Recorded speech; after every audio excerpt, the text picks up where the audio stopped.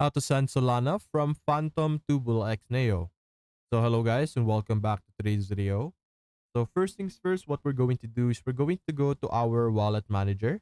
So simply look over here on the left side and click on our wallet manager.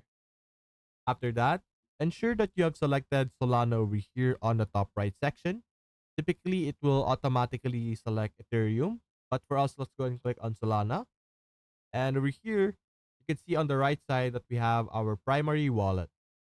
So what you're going to do is just simply going to click on add funds and you should be able to get your address over here.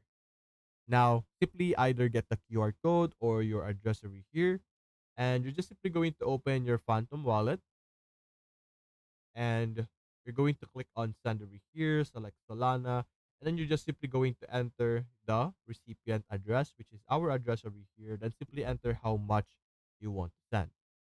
After that, click on next over here and you should be able to send money or transfer Solana from Phantom Wallet to BullX Neo.